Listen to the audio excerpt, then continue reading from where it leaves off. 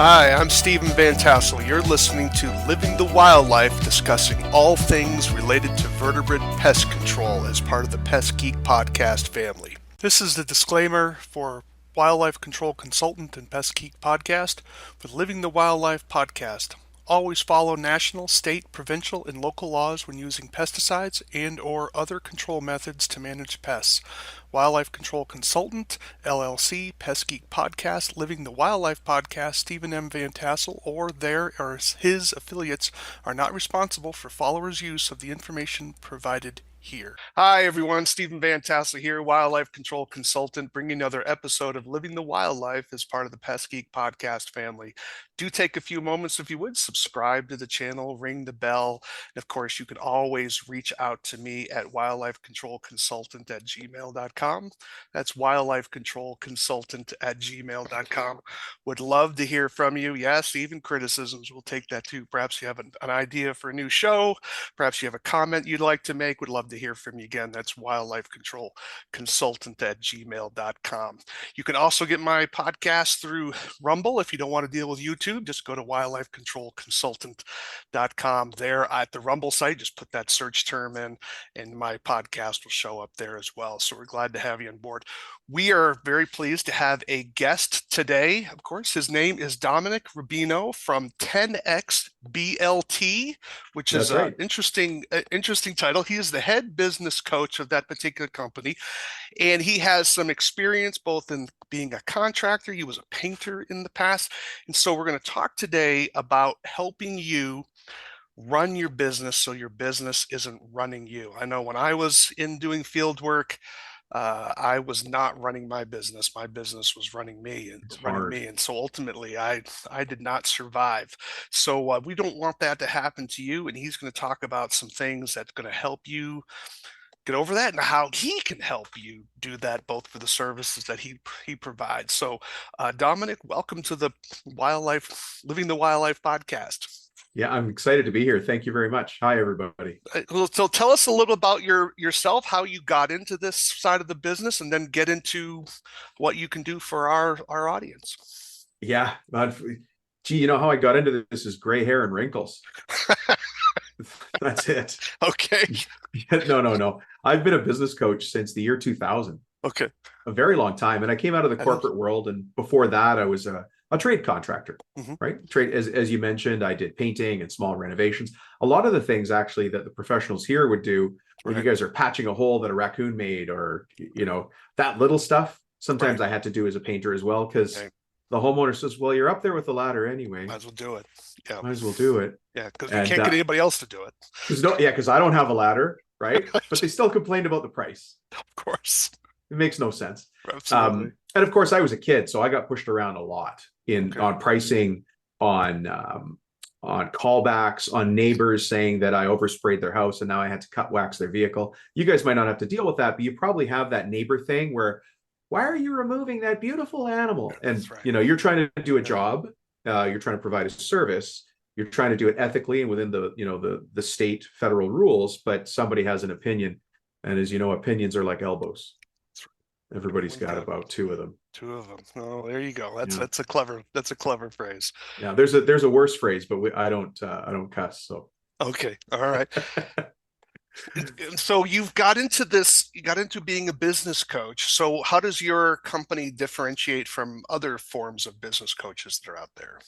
Yeah, that's a really good question. So today I want to talk about everything that has to do with the business of business, and that's really where we stand out. There's lots of business coaches out there, Stephen, as you probably know. You have to go find the one that resonates with you. And some people are going to listen to this interview and hate me, and that's fine. You're still going to get great info, but you're going to leave it going, I'm never talking to Rubino or any of his crew. And other people will say, well, that was interesting. Maybe I'll find out more. So everybody has to follow the path they want, first of all. But what makes us different is we're business owners who also do business coaching. And that's very different. And can I tell you a little bit about my professional background? Absolutely. Oh, absolutely. Okay. Yeah. Absolutely. So almost none of it is pest control unless you count my house. Okay. So I'm under constant attack by starlings, rats, which makes me feel bad, by the way. Yeah. I don't like admitting I have rats because it makes me feel like I have a dirty house, which we don't. Right. You don't have to have it dirty. Depends what part of the country you're in. But like with Yeah. California, it's normal for roof rats to be roaming through people's backyards. Oh It's my perfectly gosh. normal. Yeah. Yeah, Yeah. we've got it. And I live near a park. And the Yeah. park is across the street from my house, right? So Yeah. Pacific Northwest. I'm up in Okay. the Pac Northwest. Yep. So we've got starlings, we've got rats, we've got raccoons. Hmm. From time to time, we have coyotes. I'm not sure if Sure. the coyotes eat the raccoons or not. I know that, the raccoons might win in that fight, but They might know, right? It depends on how yeah, skilled the coyote would be. But yeah, yeah, there's raccoons would typically climb a tree if they can find it fast enough. sure, and get out of there. Right. And then the worst pest we have in my neighborhood are the neighbors who feed said animals. Yes. Yes. Yeah. And Feeders. so I have to deal with that. And then, we have bears, but not so much in my part of town, but you drive about 20 minutes and there's bears. There's actually cougars in my Mhm. town. And so, but we don't deal with those, Right. anyways.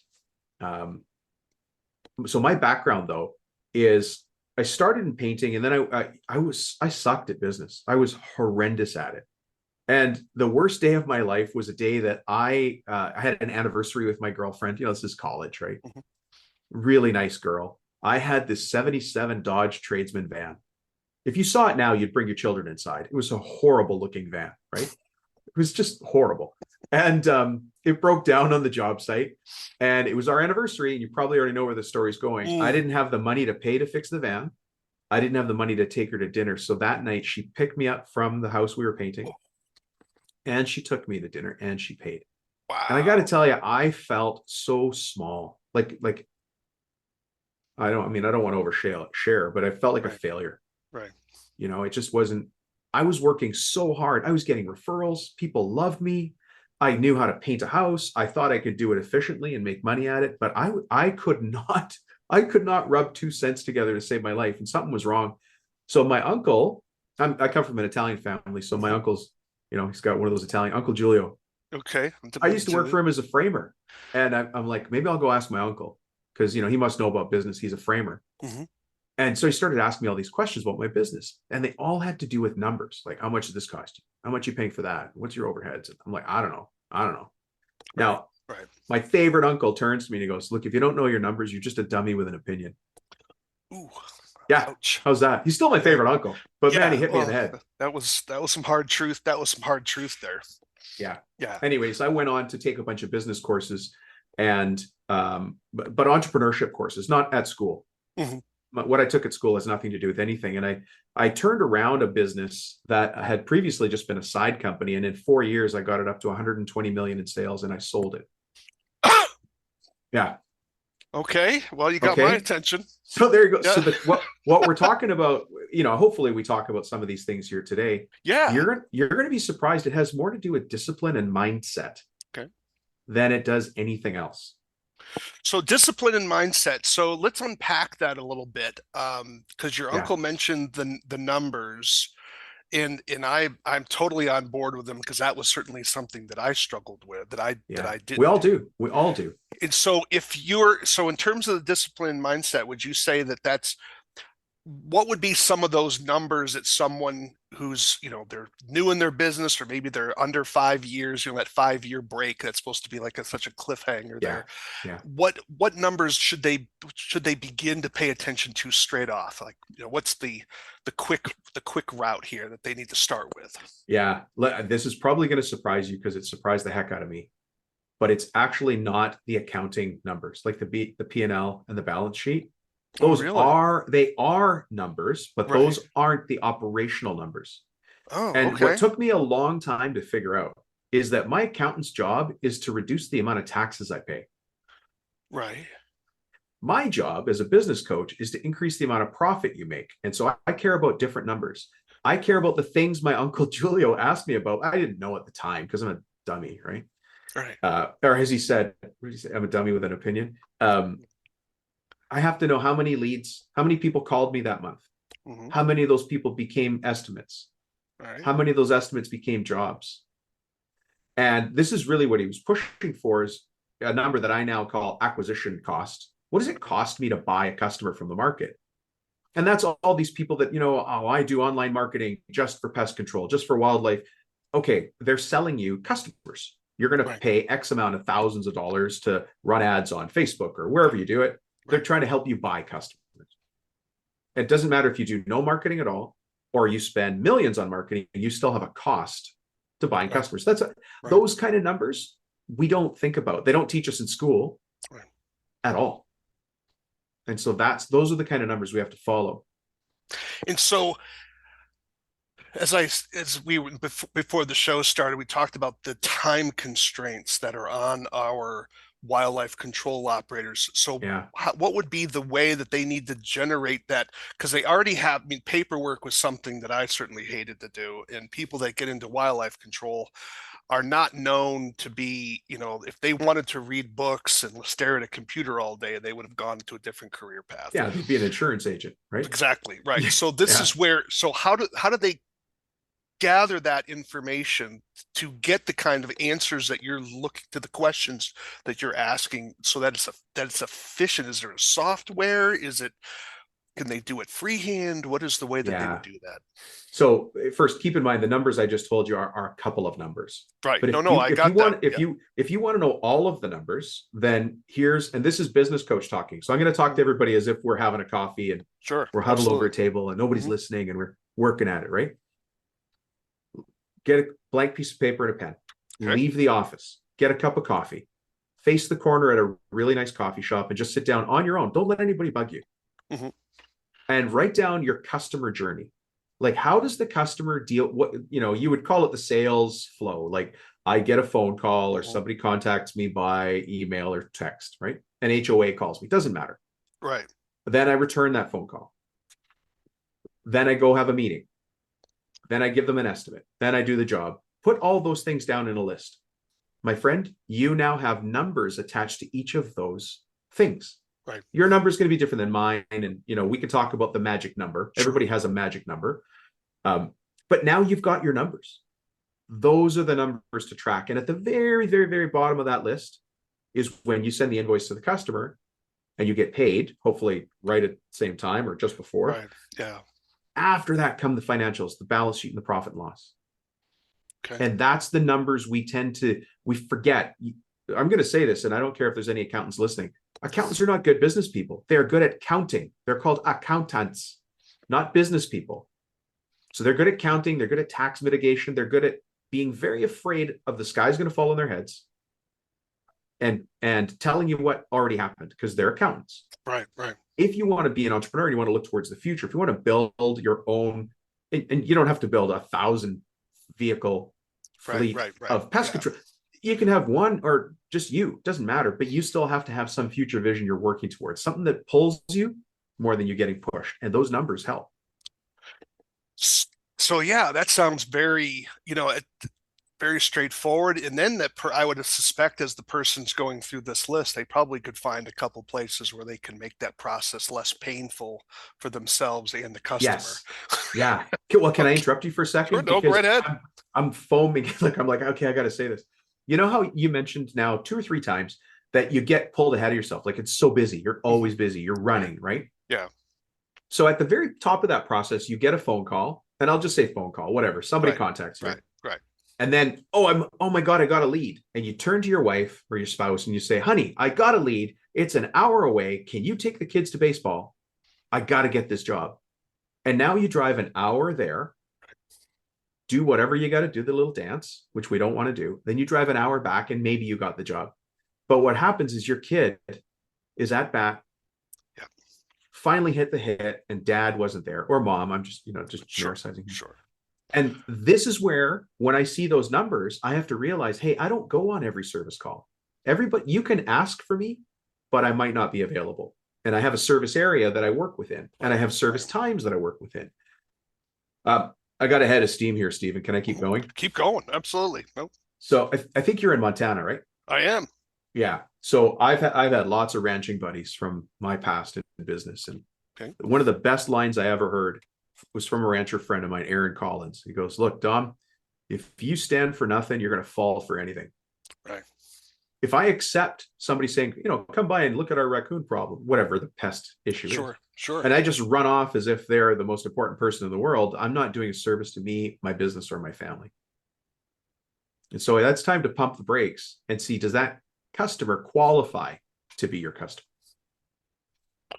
So you qualify the customers, so you can help those wildlife control operators and pest control operators, help them go through that process and fine tune that process. Now, Right. because I think Yeah. it's a fair question, are you making money on that call? I mean, I think some of the problems Yeah. was is that you're like, I knew I was making money on a job. I'll just use myself, but some jobs I lost. I'm sure I lost money on, and I Yeah. shouldn't have. Yeah. And I would wonder how often that's occurring for us in our industry. Yeah. I mean, just here's a funny example, but it's painful. It's only funny when we're talking about it here. Right. Somebody listening is going to be banging their head on the steering Right. wheel as they say it. Well, but we right Right. we want it to be less painful for them than But it was yeah, for us. but I'm going to say it anyway. Right. I like to joke. You can already tell I Sure. like No, to have fun with absolutely. this thing. Yeah, But that's fine. we'll look at the pricing structure of a company and they'll say, Dom, you know what? Our pricing is solid. We're very confident in our pricing. And, we'll start to pick it apart. I'm not trying to be smarter. I'm trying to be very, very curious. That's my job as a business coach, to be Mhm. very curious and draw the answers out with good questions. And so this is a typical thing that we find is, okay, you've got great pricing. Tell me how you come up with your price. And so there's obviously formulas for that, but we're ahead of ourselves a bit. Yeah. And they'll say, well, you know what? We're so good. We charge mileage. We charge mileage if they're outside of our zone. I'm like, well, that's fantastic. But then I come back with a question, don't you pay your guys by the hour? Now that doesn't seem like a big deal, but if I saved you $10 a day and you work 250 days a year, you just saved Mm. that much money. And this game is a game of inches. Just like it is, I imagine, when you're trying to eliminate pests. You try the first things and then you get tighter and tighter and tighter in your controls. That's the same thing in business. Just keep at it, get tighter and tighter and tighter. Yeah, so I like so you're going to help this individual. You're going to start helping them question what they're doing so that you can hopefully together find a better way of doing it so they either save money or make Mm, more money or a right. combination of both. And ultimately their profit is greater. And then their accountant can yell at them about how many taxes they're paying. Oh, that's the worst problem in the world, isn't it? That's And right. again, there comes the accountant after the horse is out of the barn. That's right. Hey, hey, Okay. hold on. Yeah. Yeah. Which is fine. So in terms of the process, so someone calls you, how does the process start when if they call you and say, I like Dom, I like the chemistry, because that's kind of what you mentioned earlier, the chemistry with the coach. I'd like to explore this. I need someone to help me walk through this process. What is the process for starting that relationship with you? At least for us, we like to get to know people. And Mhm. so, as you know, I have a podcast. It's called Right. Profit Tool Belt. So Profit people tool can, belt, folks. there you go, the Check it Profit out. Tool Belt podcast. Yeah. Yep. Or as my really good friends like to bug me when I show up with my branded Profit Tool Belt vest, Mhm. is that Profit Tool Belt? Are you selling leather belts? Like, no, no, no, no. They love to take apart my brand names, but that's what Mhm. good friends do. And then I run free webinars, free Mhm. trainings. Okay. So you should go consume everything you can of mine. And if you're still not sick of it, then send me a text or call me. I would say do your research, right? Yeah. So this is so they can get a sense of what your philosophy is, your style is by listening to your podcast. You have an idea of how many shows they probably person should listen to kind of get the feel to say, yeah, this is a fit I need to go Yeah. through. Have you ever I don't No, I mean you kind of know. First of all, we work with people who have the right mindset. It okay. has more to do with mindset than it has to do with the size of your company. Mhm. There's a gentleman we work with in the Northeast who's a one man um, handyman. Sorry, he's a handyman. Okay. He came to us. He was doing a couple $100,000 a year, but he was the guy I was talking about. Couldn't get to his daughter's baseball game, and Oh, then when he did, she said this to him: "Dad, how come you're always on your phone?" oh, All right, and is that what you want? Is that why you yeah, had kids? right. So, anyways, we had to get in there and help him put systems in place, and those systems were around having the right vision for where he wanted to take the company, which was his vision. It's not ours. We don't give him a Right. vision. Right. We ask the questions to get his vision. And then you build the company around that. Well, he's about to sell that company, and Wow. not for nothing. That's yeah. And let me do a sidebar here. I think it's so important for the audience to understand that your goal, if you're not handing your company off to your children, and unfortunately, so many children are too, let me just put this bluntly, too stupid not to see the opportunity because of the family issues that they have, or where they're going to find their own way, blah, blah, blah. But nevertheless, you want to get to a place where you can sell your company. That's the goal. And so because that's what you're building. So you're not only making money for a living, but you're building something that you can get a big cash infusion Yeah. from. But Right. do talk a little bit more about that. What are some of the qualities of that mindset? Because that's something you've mentioned a couple of times already. And what are some of the elements of that mindset that You someone know, needs to have? I've been thinking a lot about this lately because I asked that same question on my side. We're always thinking about how people think, Mm-hmm. right? In business, I want to think about my customers' conversation at the kitchen table because that's where I want to have the impact so that they make the decision to work with us, right? The mindset, you're going to find it so interesting. And I'm trying to get data for this. I think if anybody's listening to a podcast on improving their business, they already have that. Like they're already facing north. Their feet and their nose are facing the right direction. Now, whether they all want to do it, it's totally different. But who would benefit from coaching is somebody who's curious about it first, because you can't force somebody to get coached. Right. Do you remember putting your kids in little leagues or in entry soccer, and there's one kid, he or she can't wait to score. There's another kid that's making little castles out of gravel and sitting there and spinning circles. It's super cute, but they don't Right. want to be a soccer You player, know, right? And then right. you got one kid, he's like, I'm the greatest 4-year-old soccer player in the world. Well, the other 19 kids are just standing there. Of course you are. Yeah. So I think I actually believe that there is a temperament for someone to be an entrepreneur. I think that not everyone is wired that way. At least Yeah. as I'm speaking for myself, I don't see myself as an entrepreneur. I see myself as the second in command of a company. And the Hmm. problem is no one hires the second in command. So that's certainly a Yeah. mistake on my part. But I do think, because when I see people that have been successful in their business, um, other than just happenstance, sometimes people just get lucky, right? They're not really that skilled. But I see people in wildlife control where they were able to bring their business to a place where they were able to hire people. They were able to Build a team. systematize, build a Yeah. team, and have that. And that's a different skill. Not everyone has that. Some people are so, I got to Stephen, you're control right. everything. They're not me, and they're always going to stay small. And that takes a special skill. And I think you have to have some grit to go through the agony at times for being an entrepreneur, because customers can be brutal to you and it's tough. Yeah. So this goes to your other question is who benefits from coaching? And Yeah. again, I don't, not that I don't care if somebody works with me. I'm just saying in general, Hmm. is somebody who realizes that listening to this show that realizes, hey, I'm a little bit different. I Yeah. don't talk the same as everybody else. If I try to talk to my employees about things, they don't care. They're there for the hour or the salary. And quite often we get business owners who have this burning desire but feel like they're alone.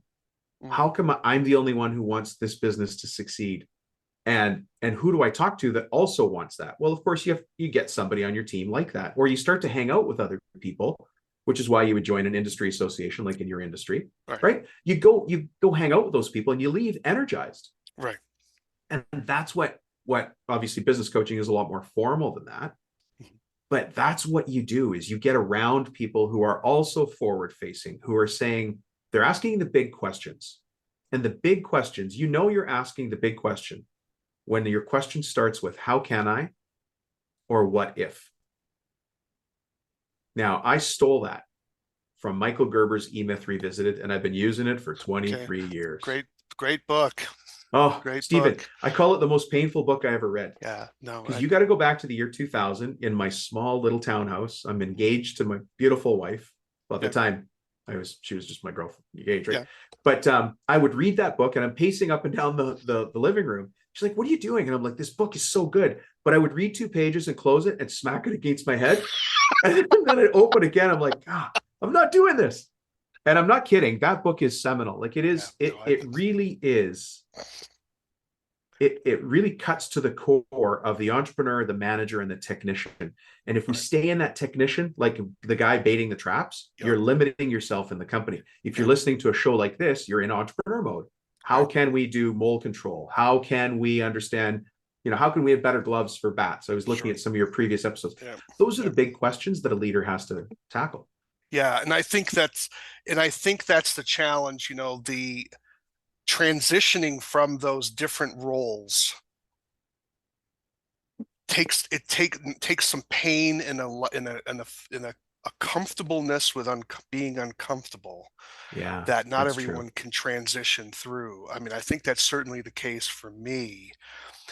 Which I guess the benefit would be know your limitations. That can be important, self-discovery. But that E-Myth book I think is imperative for people to read, and I couldn't agree with you more. That book was like I haven't read the revised version, but the old one, it was like, oh my gosh, how many mistakes did I make? It was it was like this was One awful. for me, it was one per 2 pages, and that's why I kept Yeah. smacking myself in the Well, head with it. I think I read it after I sold my company, so so I think it was more, so for me it was reflecting back to what I did wrong. Did this wrong, did this wrong. You just reminded me from jumping from the E-Myth to what people really want. Not everybody wants more money. Hmm. So if you're not driven, if you're listening to this show, for instance, going, oh, that Rubino guy's cool. Steven's got a good perspective, but I don't really want more money. I'm Right. happy. Hmm. It actually goes to this crazy name that we have. Why is it called 10x built? BLT. Well, as you can already tell, I like to goof around, even though I'm as serious as sin. Like I'm Right. very serious, but I like to laugh along the way. Well, built comes from people don't want money. They want what they can do with the money. Now, on the serious side, you want to take care of your mom because she's sick and she took care of you her whole life, and she's in a shared room in a hospital, and you want better for her. On the goofing around side, the B and the L and the T is because you want to drive a bigger boat to a nicer lake with a newer truck. BLT. Right. Right? It's not. I'll give you an example. There's a guy named Dan who worked with us, and he came in one of our, because we do coaching programs, right? He came in this like put your toe in the water kind of program, Yep. and which is fine. People, you choose your experience, right? This wasn't what he came in with, but he got on the coaching call one day and he goes, guys, my daughter just needed braces, and I paid 7 grand by writing a check. And he was standing so tall because he paid for his daughter's braces. He's just a dad. He just happens to be a tradesman, Yeah. but he's a dad. And that's, so when you go, who does coaching and what do I get? You tell me, is it taking care of your mom? Is it taking care of your daughter? Is it being there in the stands without your phone on so you can watch your son or your daughter, right? Yeah, no, there's dignity in work and knowing that you've built something for yourself, and you've there's dignity in that. It's just like when you're a kid and you brought your drawing home to mom, you made that for your mom, right? It's Right? something you created, You and created it. You're something a you craftsman. did it, right? Yeah. And I think there's a lot of value. Yeah, because sometimes people, I like the way you phrase that, and because I do think sometimes people get hung up on money, and it's not really about the money. It's what they want to do with the money, and for some people, it may just be the flexibility to be with their kid. They don't have a boss. I mean, I had a friend of mine. He said he sold his company, was pretty successful, worked for somebody else, and finally left that. And I said, well, why did you leave? You got this other job with the new company. And he said, I realized I was just a bad employee. He couldn't take orders. Yeah. I'm the worst employee in the world. He couldn't take orders, and so he's doing fine. He realized he just wasn't going to be. He couldn't take orders. So obviously for him, being self-employed was an important part of him managing his own destiny. Was That's right. His identity is wrapped up in I am a self-made person. And Yeah. for a lot of us, that's it, right? Well, that brings us to the end of part one of my interview with Dominic Rubino of 10xBLT Business Coaching. So you can learn more about him at 10xblt.com. And he also has, of course, a podcast that's at profittoolbelt.com to learn more about him. But I hope you stay tuned for next week to have part two of my interview, the last part of my interview with him. And he'll also have a little bonus there where he'll have a phone number where you can text him and get access to some of his free webinars about helping you become better at your business as he does help entrepreneurs with business coaching. Of course, if you're listening to this podcast, chances are you are already an entrepreneur. So you might want to check him out or listen to our next podcast. You've been listening to Living the Wildlife as part of the Pest Geek podcast family. My name is Stephen Van Tassel. I'm your host, and hopefully you'll take a few moments and subscribe to the channel and ring the bell so you can stay tuned to all of our episodes. You can also reach me at, or get my podcast, I should say, at Rumble. You just go under Wildlife Control Consultant to download my podcast there as well. If you want to reach out to me, you can reach me at wildlifecontrolconsultant@gmail.com, wildlifecontrolconsultant@gmail.com. Would love to hear from you, advice, tips. Perhaps you have a show that you'd like me to do or interview. I'd love to hear from you, and even criticisms, we'll take that as well. So you've been listening to Living the Wildlife. Why do we want you to live the wildlife? Because we want you to live the wildlife, not be the wildlife. Take care, everybody.